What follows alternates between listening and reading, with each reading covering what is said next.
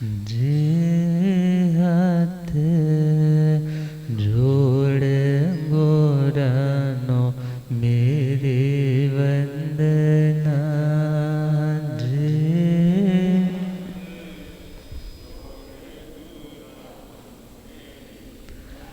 एक बार वंदना, हजार बार वंदना। एक बार वंदना, लाख बार वंदना, करोड़ बार वंदना। लाख बार वंदना, जे हाथ जोड़ गोरानो मेरे वंदना। जे हाथ जोड़ गोरानो।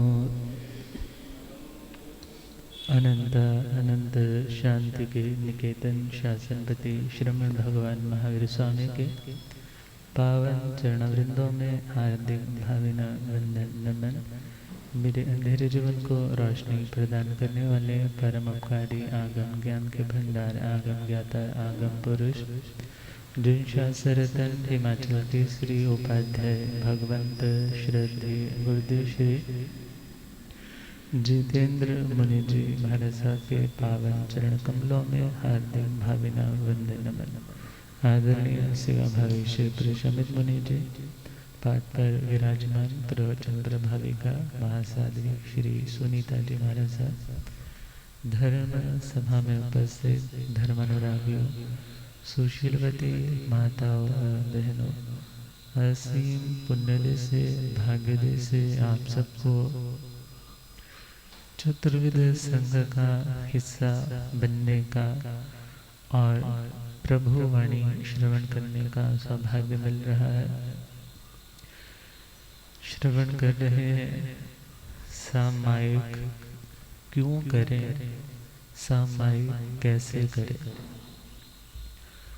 श्रीमद् उत्तराधीन सूत्र 29वां अध्याय सम्यक पराक्रम। प्रभु के चरणों में प्रश्न आया कि हे प्रभु, सामायिक करने से आत्मा को मिलता क्या है।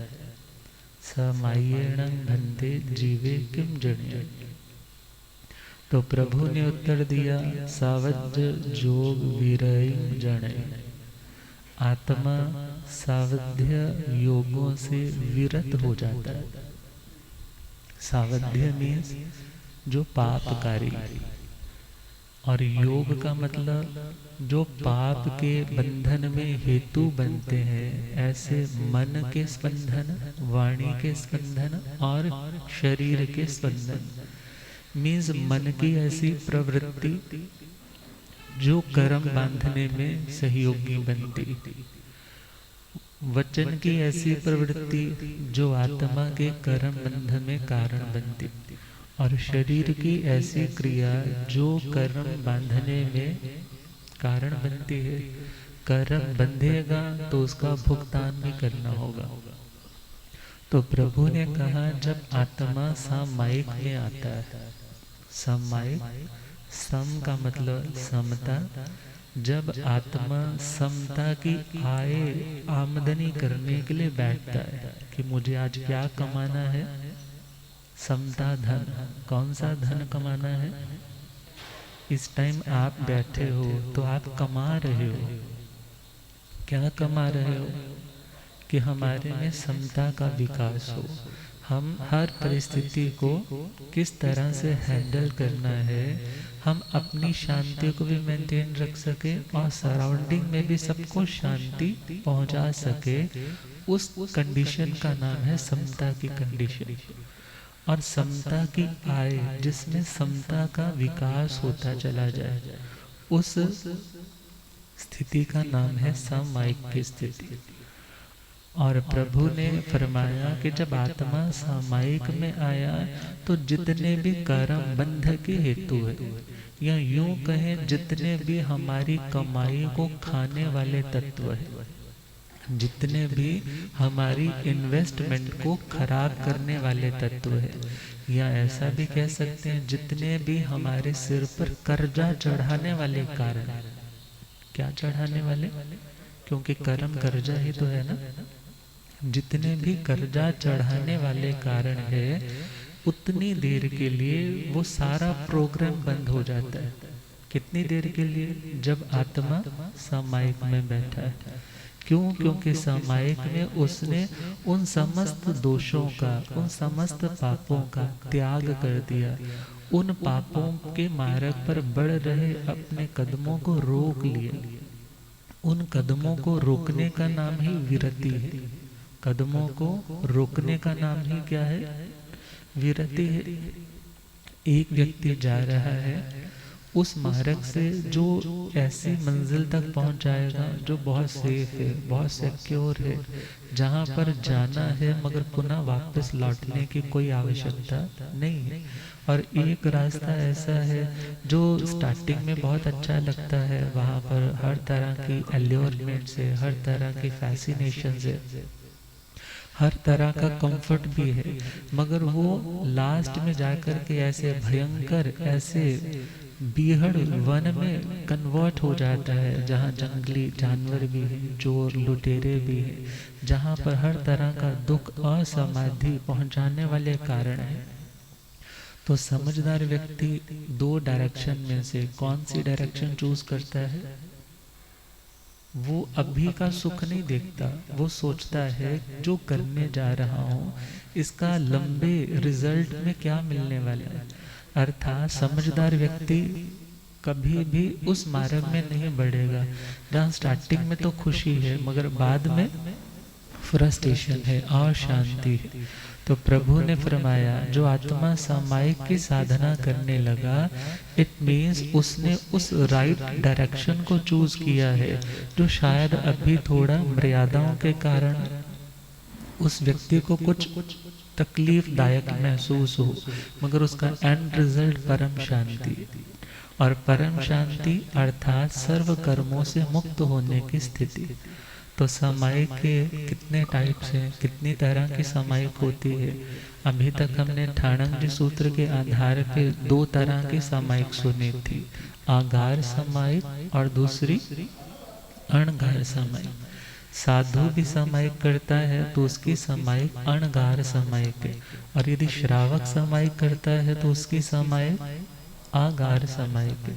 श्रावक की सामायिक में 2 करण और 3 योग रहते हैं, और साधु की सामायिक में 3 करण और 3 योग रहते हैं। अब विचार करना है कौन कितना फॉलो करता है, कौन कितना फॉलो करता है, कितना दोष लगाता है, उसका हिसाब किताब उसे स्वयं रखना होगा, और अपना हिसाब किताब हम आत्मा को स्वयं रखना होगा। अब यहाँ विचार करना है, सामायिक के लिए 4 चीजें आती है निक्षेप में। किसी चीज को अच्छे से समझना है, समझाना है, तो अनुयोग द्वार में ये 4 पद्धतियां आती, नाम, स्थापना, द्रव्य और भाव। नाम, स्थापना, द्रव्य और भाव। हम बहुत सूक्ष्मता में तो शायद नहीं जाएंगे, मगर फिर भी एक परिचय जरूर होना चाहिए कि आगमों में किस शैली में पहले व्याख्यान दिए जाते थे। तो सामायिक शब्द को समझना है, तो यहाँ पहला निक्षेप है नाम सामायिक। नाम सामायिक का मतलब किसी का नाम रख दिया सामायिक। सामायिक जैन जैसे नाम रख देते हैं ना, वर्धमान जैन, महावीर जैन। अब उस व्यक्ति में गुण उसके अनुरूप नहीं है, मगर क्या रखा है? नाम रखा है। अब नाम जो है वो गुण निष्पन्न हो जहाँ जरूरी नहीं है, हो भी सकता है और नहीं। जैसे आर्तर कुमार जी के चरित्र में आता है कि पूरा भव में उनका नाम सामायिक मुनि था। तो अब यहाँ विचार करना है, किसी का नाम रख दिया सामायिक। अब दूसरा पॉइंट है स्थापना सामायिक। कौन सी सामायिक? स्थापना सामायिक। कोई व्यक्ति सामायिक की वेशभूषा में एकाग्रचित्त होकर के बैठा है, कलाकार आया, उसने उसकी इमेज उकेरनी शुरू कर दी, उसका पोर्ट्रेट तैयार कर दिया, उसकी फोटो बना दी या उसकी मूर्ति बना दी। अर्थात सामायिक कर रहे व्यक्ति को दोबारा से देखने के लिए, उसको स्मरण करने के लिए एक आलम्बन के रूप में उसने तैयार कर दिया। उसका नाम है स्थापना। उसका नाम क्या है? स्थापना। और स्थापना देखा जाए तो अपनी इच्छा पे है, आप कितनी देर रखना चाहते हो। जैसे आप लोग जब चेस खेलते हैं तो चेस में बोलते हैं ये घोड़ा, ये हाथी, हाँ, मगर वो घोड़ा हाथी थोड़ी होते हैं, मगर क्या बोला जाता है? ये घोड़ा है, ये हाथी है। ये स्थापना है। स्थापना का मतलब जो जैसा है नहीं, मगर उसमें वैसी चीज इम्पोज कर दी जाती है, मतलब थोप दी जाती है। औपाधिक है ये। अब ये औपाधिक थोड़ी देर के भी हो सकते हैं, लंबे टाइम के भी हो सकती है। तो दूसरा पॉइंट कौन सा आया? कौन सी समय? स्थापना समय। और आगे चले, तीसरा है द्रव्य समय। कौन सी समय? द्रव्य का सामान्य सा अर्थ रहता है जो उपयोग से शून्य क्रिया है। किससे शून्य? उपयोग। उपयोग का मतलब जब व्यक्ति का ध्यान नहीं होता उस क्रिया में, जो कर रहा है उसमें ध्यान नहीं है, उसमें फोकस नहीं है, उसमें इंटरेस्ट नहीं है, तो उस क्रिया को क्या बोलते हैं? ये तो शून्य है जी। इसका क्या फायदा? सपोज करो आपके घर किसी बच्चे की शादी है, कोई व्यक्ति आया, वो बेचारा शगुन का खाली लिफाफा और उसके ऊपर नाम वगैरह तो लिख करके डाल गया, मगर उसमें पैसा नहीं था। अब पैसे के बिना जो एनवेल्प की कीमत है, वही कीमत एक द्रव्य क्रिया की। कि द्रव्य क्रिया मतलब इन्वेल्प तो है, मगर उसमें भावों का नोट नहीं है। आपके घर में कोई मेहमान आया, आप उठे, आप उसके लिए पानी भी लेकर आए, शरबत भी लेकर आए, पिस्ता बादाम भी लेकर के आए, मगर आपका ध्यान तो अपने मोबाइल की ओर है, आपको किसी और का इंतजार है। तो सामने वाला क्या बोलता है? भाई तुम्हारा ध्यान तो, सपोज करो आपके साथ ऐसा हो जाए, तो आप कहोगे कि वहां जाकर के मेरे को अच्छा, मन को कोई आनंद, कोई तसल्ली से नहीं हुई कि मैं वहां इतनी दूर गया कि मुझे अच्छे से अटेंड किया जाता। इसी प्रकार द्रव्य क्रिया में भी, द्रव्य क्रिया में व्यक्ति ने समय की वेशभूषा भी चेंज की है, आसन भी लिया है, प्रतिलिखना भी कर ली, बैठ भी गया है, मुंह पत्ती भी लगा ली है, और बड़ी एकाग्रता जो बाहर से दिख सके ऐसे पोस्चर में भी बैठा है, मगर मन से उन भावों के साथ, समता के भावों के साथ कनेक्ट नहीं हो पा रहा। कुछ याद आ रहा है तो उसके प्रति गलत सोच रहा है, किसी ने कुछ कह दिया था उसको रिकॉल करके उसको बद्दुआएं दे रहा है, कुछ भी हो सकता है XYZ। तो वो जो सिचुएशन है जिसमें तुम दूसरों की निगाह में तो बिल्कुल सामायिक में बैठे हो, मगर वो सामायिक कौन सी सामायिक है? द्रव्य। द्रव्य जो स्थूल चीज है, जो मोटी चीज है, जो दुनिया को दिख जाती है, उसका नाम द्रव्य रहता है। मगर जो भाव सामायिक है, भाव बाहर के लोग नहीं देख सकते, मगर कभी कभी तुम्हारे व्यवहार से तुम्हारे भाव झलकने लग जाते हैं। भाव मतलब तुम्हारी भावनाएं, तुम्हारे विचार झलकने लग जाते हैं।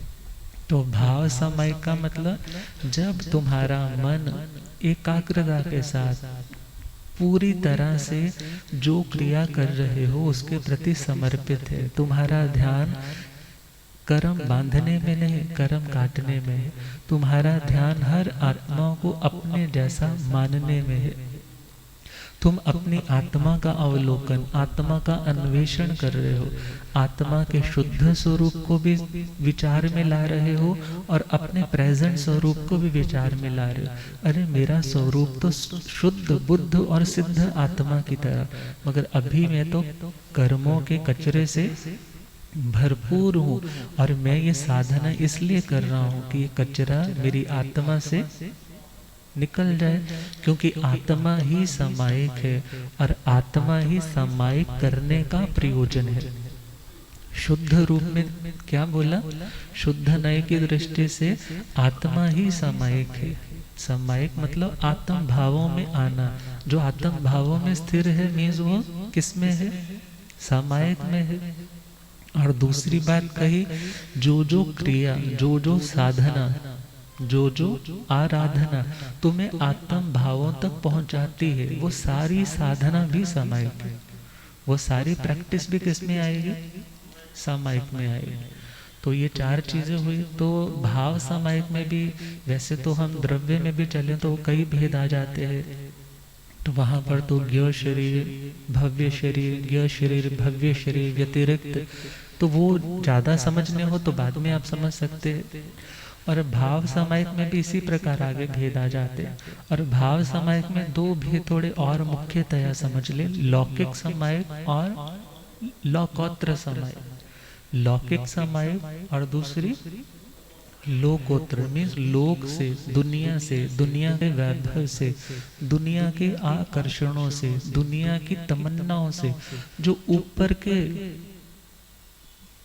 लेवल पर जाकर के साधना की जाती है, वो सामायिक लोकोत्तर। एक व्यक्ति सामायिक इसलिए कर रहा है कि मैं 500 सामायिक करूंगा, मेरा ये काम हो जाए।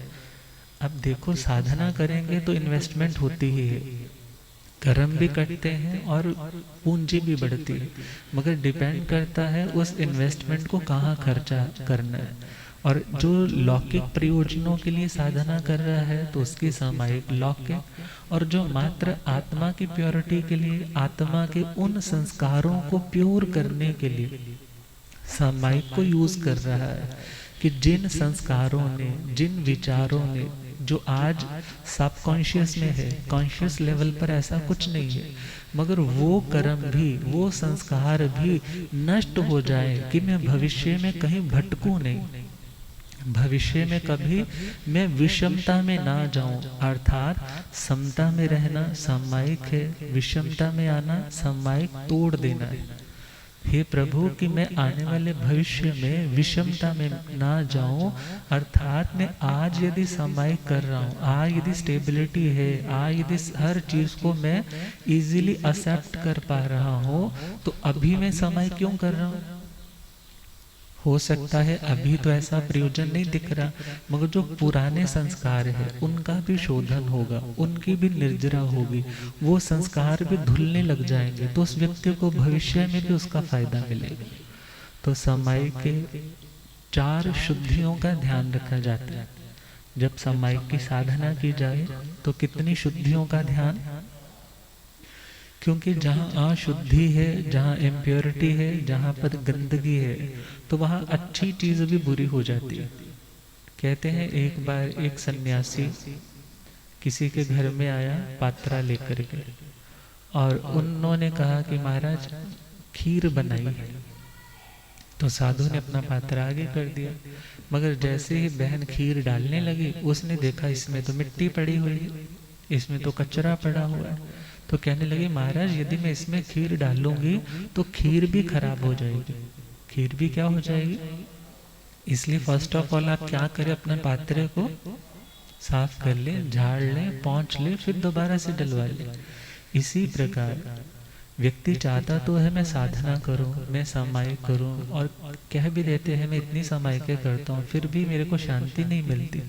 तो वहां पर जब कभी अशुद्धि रह जाती है, और उस अशुद्धि के कारण हमारी शुद्ध क्रिया भी क्या हो जाती है?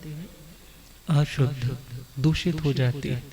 जैसे आजकल संक्रमण बोलते हैं ना, संक्रमित हो जाती है, इन्फेक्टेड हो जाती है, फिर हमें वो आउटपुट, वो रिजल्ट, वो परिणाम, वो शांति नहीं मिल पाती। तो उसके लिए कहा जाता है पहली शुद्धि है द्रव्य शुद्धि। कौन सी शुद्धि? द्रव्य शुद्धि। द्रव्य सामान्य रूप से देखें तो बाह्य जो वेशभूषा है, पहला पद, जो वेशभूषा है वो कैसी होनी चाहिए? शुद्ध। ये नहीं है कि तुम बिल्कुल मलिनता से युक्त वस्त्र इत्यादि धारण करके बैठे हो जिनमें अशुचि लगी हुई है। क्या लगी हुई है? अशुचि लगी हुई। ऐसे यदि वस्त्र पहन करके बैठोगे तो जो पाठ देवाधिष्ठित है, वीतराग आत्मा तो भले कुछ नहीं कहेंगे, मगर जो पाठ देवाधिष्ठित है तो देवता जिन्हें अपने धर्म से, अपने प्रभु से सपोज करो बहुत अनुराग है, उन्हें जब दिखता है अरे ये तो किस तरह अवज्ञा पूर्वक कर रहा है, तो कोई ना कोई उपसर्ग की, कष्ट की संभावना रहती है। और दूसरी बात है, जब तुम अपनी क्रिया को, अपनी साधना को अच्छे से निभा रहे हो तो सामान्य व्यक्ति भी देखता है, अरे दुनिया के काम करते हैं तो बड़े शुद्ध होकर के करते हैं, मगर ये अपनी साधना करने जा रहे हैं तो यूं ही गंदगी से उठे और रात को उठे और सीधे बैठ गए। अर्थात एटलीस्ट जो जो हमारे अशुद्धि के स्थान है, उन अशुद्धि के स्थानों की शुद्धि जरूर होनी चाहिए। तो पहला पॉइंट हुआ द्रव्य शुद्धि, मीन्स आसन है, वस्त्र है। तो यदि एक श्रावक है तो उसे सामायिक में वस्त्र परिवर्तित करके ही बैठना चाहिए। क्यों बैठना चाहिए? पहला, यदि हम साइकोलॉजिकली देखें तो, मनोवैज्ञानिक तरीके से देखें तो कॉस्ट्यूम चेंज करते ही भाव चेंज हो जाते हैं। आप लोग सपोज करो, आप लोग कितनी बार कोई ना कोई सीरियल करते हैं, कोई ना कोई नाटक, कोई प्ले करते हैं, तो जैसा ड्रेस कोड आपका होता है फिर आप में वैसे ही भाव आने लग जाते हैं। सपोज करो एक लड़का यदि औरत की पोशाक पहनता है तो वो हाव भाव भी औरतों जैसे करने लग जाता है। ये एक साइकोलॉजिकल फैक्टर है। अर्थात जब व्यक्ति ने अपने कपड़ों को चेंज किया तो उसे क्या महसूस हुआ, अरे मैंने वो कपड़े पहने हैं जैसे कपड़े कौन पहनते, हमारे गुरु महाराज। तो एटलीस्ट मुझे इस दौरान, समय की क्रिया के दौरान कुछ भी गलत कार्य, कोई गलत चिंतन, कोई गलत वचन नहीं बोलना। तो प्रेपरेशन होगी ना, कपड़े चेंज करते ही मानो उसने अपनी दुनिया को चेंज कर लिया। तो पहला पॉइंट है। और बहुत से कह देते हैं जी आगमों में कहाँ उल्लेख आता है कि कपड़े चेंज करने चाहिए, ये तो पता नहीं कब से चला रखा है। किन्हीं किन्हीं संप्रदायों में तो कोई व्यक्ति कहते भी नहीं है कि तुम कपड़े चेंज करके बैठो। कोई पैंट शर्ट के साथ बैठ जाता है, कोई ऊपर से दुपट्टा ले लेता है, नीचे पैजामा पहन लेता है। तो यहाँ कल्चर ऐसा क्यों है कि धोती भी चेंज करो और चद्दर भी चेंज करो? तो यदि शास्त्र का प्रमाण चाहिए तो उपासक दशांगी सूत्र है, जहाँ पर कुंड कौलिक जी का अध्ययन आता है। और कुंड कौलिक जी के अध्ययन में आता है कि जब उन्होंने अपनी धर्म प्रज्ञप्ति मीन समय की साधना करने की तैयारी की तो उन्होंने क्या किया, अपना उत्तरीय वस्त्र उतारा। उत्तरीय का मतलब जो ऊपर का कपड़ा होता है। अब वो ऊपर का कपड़ा हो सकता है कि वो ज़्यादा गॉडी हो, ज़्यादा खूबसूरत हो, उसके ऊपर कोई ज़्यादा एम्ब्रॉयडरी कर रखी हो, और उसके साथ साथ उन्होंने अपनी नामांकित मुद्रिका, नामांकित मुद्रिका जैसे आजकल शादियों पे नहीं होता PR कुछ भी लिखा होता है, S लिखा होता है, या दोनों का नाम लिखा होता है, या व्यक्ति विशेष का नाम लिखा होता है, या किसी की शादी की रिंग है, इवन उन्होंने वो रिंग भी क्या कर दी, नामांकित उस मुद्रिका को भी उतार दिया, कुंडलों को उतार दिया और बैठे हैं अपनी साधना में। अब यहाँ विचार करना है, प्रश्न आ गया, आपने ये तो बताया नहीं उन्होंने धोती चेंज की। तो पुराने टाइम तो बहुत दूर की बात है, हम अभी 100 साल पहले ही चले जाएं तो इंडियन लोगों की का कॉस्ट्यूम क्या होता था? हमारे भारत में लोग क्या पहनते थे? आदमी लोग धोती, और उसके साथ क्या पहनते थे? कुर्ता, धोती। और तो यहाँ ये समझे कि उन्होंने भी अपना उस टाइम वाला जो कुर्ता था वो उतारा, मगर धोती तो ऑलरेडी उन्होंने पहन रखी है। तो इट मीन्स आज के टाइम में देखे तो आज तो कोई पैंट पहन रहा है, किसी ने बॉक्सर पहन रखा है, किसी ने ट्राउजर पहन रखा है। तो सबका कॉस्ट्यूम कितनी वैरायटी आ चुकी है, ग्लोबलाइजेशन हो गई, हर तरह का कल्चर आ गया। मगर अब सामायिक में एक सिमिलैरिटी भी होनी चाहिए, सिमिलैरिटी, एक रूपता भी दिखनी चाहिए। उससे आने वाले के ऊपर भी एक अच्छा इम्प्रेशन पड़ता है कि देखो कितना डिसिप्लिन है, एक ड्रेस कोड में बैठे हैं। और दूसरी बात, यदि आगमों का उदाहरण चाहिए तो उन्होंने भी क्या किया, अपना उत्तरीय उतारा। धोती ऑलरेडी पहनी है, दैट्स वाई उन्हें धोती अलग से पहनने की जरूरत।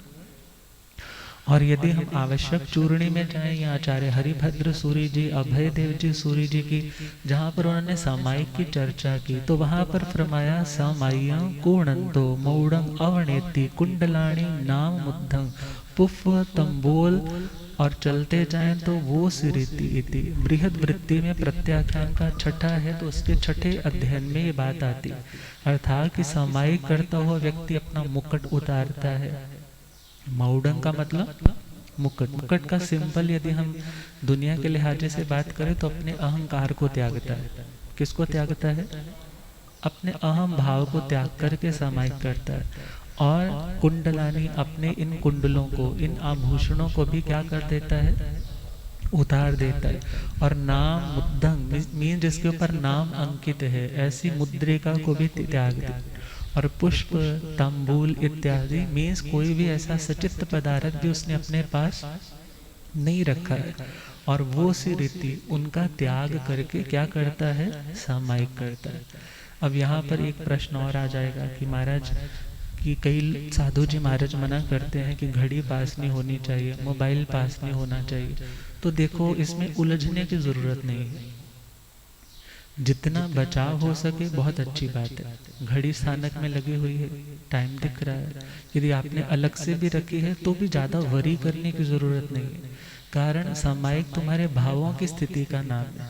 मगर वहाँ पर यदि तुम सामायिक लेकर के लगे हुए हो मोबाइल के ऊपर, कभी किसी का कॉल अटेंड कर रहे हो, तो तुम्हारी डिस्ट्रैक्शन बढ़ेगी। तुम्हारी जो धारा विचारों की निर्मलता की ओर बढ़नी चाहिए वो बार बार ब्रेक होती जाएगी। तुम्हारी कंसंट्रेशन बार बार डिस्टर्ब होगी। इसलिए यदि हम टेक्निकल या एक साइकोलॉजिकली देखें तो इन चीज़ों का प्रयोग यदि उतनी देर के लिए रोक करके रखें तो हमारी साधना में मन ज़्यादा एकाग्र होगा। और हम आगे चले, द्रव्य समायिक में आसन, पूंजनी इत्यादि जो जितने भी साधन है, अब ये ज़्यादा कीमती रखेंगे तो ध्यान क्या रहेगा? उन्हीं पदार्थों की ओर। और ज़्यादा रोएदार है, प्रतिलेखना नहीं हो पाएगी, चींटी आई फंस गई, निकल नहीं पाई। इट मीन्स तुम्हारी साधना में क्या आने लग पड़ा? तुम्हारी एकाग्रता भी भंग होगी कि मैं साधना कर रहा था, जीव आया तो मैं उसको साइड पे नहीं कर पाया।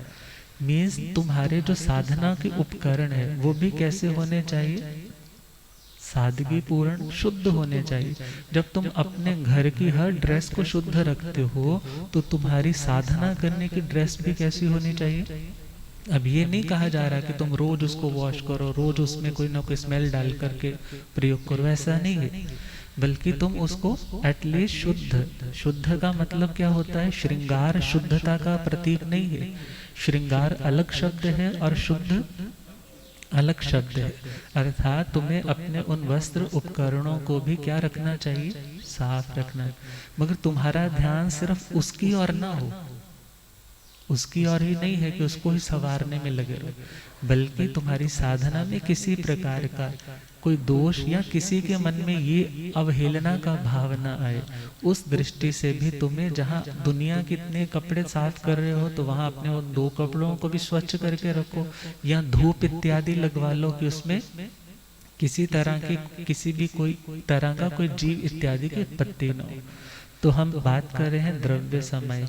और यदि कोई कह देता है हमारे सबसे ज्यादा कीमती, तो आपने बोला है लिफाफा ज्यादा कीमती नहीं होता, क्या कीमती होते हैं? नोट होते हैं। तो फिर क्या जरूरत है कपड़े चेंज करने की? यदि हम कपड़े चेंज करते हैं तो बहनों के लिए क्यों नहीं है? कोई कह देता है ये रूल बहनों के लिए क्यों नहीं है? तो पहला पॉइंट तो ये है कि बहनों के लिए कपड़े चेंज करना एक मुमकिन सी बात नहीं है, क्योंकि गृहस्थी लोग तो अपने कपड़े चेंज कर सकते हैं, आदमी लोग बहनों के लिए चेंज करना थोड़ा प्रैक्टिकली भी मुश्किल है, पहला पॉइंट। और दूसरा पॉइंट, हम जब जम्मू में चौमासा था तो जम्मू में बहन कलावती जी होते थे और उनकी सामायिक की ड्रेस वाइट साड़ी या वाइट सूट रहता था। वो कहते हैं महाराज जब हर संप्रदाय में अपनी अपनी कम्युनिटी को बताने के लिए भी अपना ड्रेस कोड है, तो हम बहनों के पास भी अपनी साधना की अलग ड्रेस होनी चाहिए। चलो अपना ड्रेस कोड रखा जाए, वेल एंड गुड है, नहीं रखा जाए तो एटलीस्ट साधना करने बैठे हो, तुम्हारे कपड़े सादे होने चाहिए। कैसे होने चाहिए? सादे होने चाहिए। ये नहीं है कि हम इतने डिजाइनिंग वाले पहने कि बार बार कोई पूछे तुमने कहाँ से सिलवाया, तुमने कहाँ से सिलवाया। मीन्स तुम्हारा फोकस ये सोच करके तैयार होकर के समय करने का नहीं होना चाहिए। कभी कोई रीति रिवाज है, कोई कल्चर है, तो उसके अकॉर्डिंगली कुछ वियर करना भी पड़े, वो तुम्हारी अपनी चॉइस है। मगर समय के लिए जितना सिंपल रहा जाए, जितना श्रृंगार से मुक्त होकर के साधना की जाए, तो उस साधना का ध्यान रखना चाहिए। तो पहला पॉइंट आया द्रव्य शुद्धि। कौन सी शुद्धि? द्रव्य शुद्धि। अब दूसरा पॉइंट है क्षेत्र शुद्धि। दूसरा पॉइंट कौन सा है? मगर द्रव्य शुद्धि के साथ साथ हम थोड़ा और विवेक रख लें कि द्रव्य शुद्धि बहुत अक्सर कह देते हैं यदि भावों का ही सारा खेल है तो फिर कपड़े चेंज करने की ज़रूरत नहीं है। तो यहाँ पर इतना विचार करना है कि यदि आपके घर की दहलीज पे कोई महाराज जीन पहन करके, शूज पहन करके, ऊपर से दुपट्टा कपड़ा लेकर के, मुंह पत्ती लगाई है, ओगा भी उठाया है और कहे गोचरी तैयार है, बहराओगे उनको? बोलो, क्या कहोगे? क्या बोलोगे? महाराज जी ये ड्रेस है। वो बोलते हैं भाव शुद्ध होने चाहिए। मेरे भाव बिल्कुल प्योर है, मैं बहुत समता में रहता हूँ। तुम कौन? तुम कैसे चेक कर सकते हो मेरे भाव शुद्ध है या नहीं? इतने जब आप उनकी इन बातों को डाइजेस्ट नहीं कर सकते तो आप लोगों की बातें भी हमें कहाँ से डाइजेस्ट होगी? मीन्स अपने कल्चर को मेंटेन रखने के लिए आपको अपनी साधना में एक रूपता जरूर रखनी चाहिए। और दूसरी बात है, जितना कंफर्ट शारीरिक रूप से आपको इन कपड़ों में रहता है, आपको दूसरे कपड़ों में उतना कंफर्ट, उतनी स्फूर्ति नहीं रहती। तो दूसरी शुद्धि है क्षेत्र शुद्धि। कौन सी शुद्धि? क्षेत्र शुद्धि मतलब ऐसे स्थान का चयन करें जहां पर तुम्हारा ध्यान एकाग्र हो सके। सपोज करो आपने किचन के पास सामायिक लेकर के अपनी आसन की व्यवस्था, पूंजनी वगैरह बिछा करके बैठ गए हैं, तुम्हारा ध्यान तो बार बार कहाँ जाएगा? दूध को उबाला आने वाला है, अभी ये होने वाला है, अभी वो हो रहा है, अभी तड़कों की स्मेल आ रही है, अभी वो स्मेल आ रही, तो हम डिस्ट्रैक्ट रहोगे। और हो सकता है कोई ये बोले कि मैं तो जी अपने बेडरूम में ही करूंगा, तो कभी किसी का ध्यान जाएगा, कभी किसी का ध्यान जाएगा। अपवादिक स्थितियां अलग होती, अपवादिक स्थितियां, मजबूरी अलग चीज होती है, मगर उस मजबूरी को सामान्य नियम नहीं बनाना चाहिए। और आगे चले, किसी ने भोजनशाला में समायिक ली है तो ध्यान, और किसी ने सपोज करो ड्रेसिंग रूम में समायिक ली है, सारे तो भरत चक्रवर्ती होने से रहे। हाँ, यदि कहें भरत चक्रवर्ती को भी तो आत्मा जागृत कहाँ हुई थी? उस अरिसा, उस शीश महल में हुई थी। या मरु देवी माता से कंपैरिजन करने लग जाए तो वो कंपैरिजन ज्यादा उचित नहीं है। तो विचार करना है, हमें ऐसे स्थान को सिलेक्ट करना है जहां हमारी साधना में किसी तरह का कोई विघ्न ना आए, क्योंकि निमित्त अपना योगदान डालते हैं। निमित्त कभी हमारे भावों में उत्कृष्टता भी ला देते हैं और निमित्त ही कभी हमारी साधना में निकृष्टता भी ले आते हैं। सुकुमालिका के प्रसंग में सुना ना, द्रौपदी के पूरा भाव में सुकुमालिका ने उद्यान में क्या देखा था? उन 5 पुरुषों से घिरी हुई उस वेश्या को, तो भाव विचलित हो। तो क्षेत्र ऐसा चूज करना है जहां पर हमारी साधना में कोई विघ्न ना आए। गुरुदेव पधारे। हो रब मेरा सत गुरु बन के आया मैनो, हो रब मेरा सत गुरु बन के,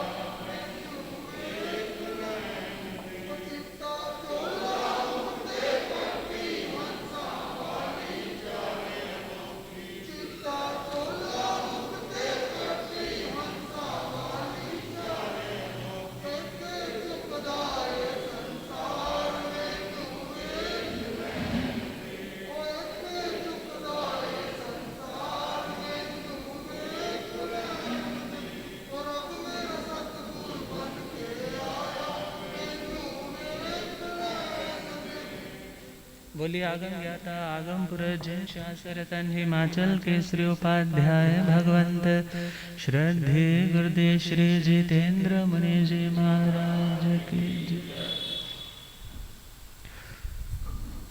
तो दूसरी शुद्धि क्षेत्र शुद्धि मीन्स क्षेत्र तुम्हारा सात्विक हो, नोवाइस से रहित हो, डिस्ट्रैक्शन कम से कम हो। और सबसे उत्तम स्थान तो यही है कि या तो आपके घर का अपना कोई अलग से पौषधशाला मंदिर बना हो, या जहाँ स्थानक है, उपाश्रय है, वहाँ जाकर के अपनी सामायिक की साधना की जाए। तो तीसरा पॉइंट है काल शुद्धि और चौथा पॉइंट है भाव शुद्धि। काल शुद्धि के बारे में और भाव शुद्धि के बारे में हम कल चर्चा करेंगे और प्रेम से गुनगुनाएंगे। सामायिक की साधना कर लो जिन वाणी का समता के भावों से कट जाए पाप अठा हो। समता के भावों से कट जाए पाप। सामायिक वो नौका भव जल से तारे, सामायक वो नौका भव जल से। आत्म भावों की यात्रा जो स्वीकारे, आत्म भावों की यात्रा जो स्वाध्याय काल आलंबन तो ज्ञान कहो विस्तार। समता के भावों से कट जाए पाप अठा हो। समता के भावों से कट जाए। मन वच काया के दोषों को जो टाले, मन वच काया के दोषों को छट जाते हैं कर्मों के बादल काले, छट जाते हैं कर्मों के बादल। जग जाए प्रभास हृदय में, खुले मोक्ष के द्वार। समता के भावों से कट जाए पाप अठा हो। समता के भावों से कट जाए पाप अठा। तो सामायिक के ऊपर और डिटेल में कल चर्चा करेंगे। 32 दोष जो श्रावक की सामायिक के आते हैं कौन से हैं, उनके बारे में भी चर्चा करेंगे और काल शुद्धि भाव शुद्धि की भी चर्चा करेंगे। हम गुरुदेव कृपा करें।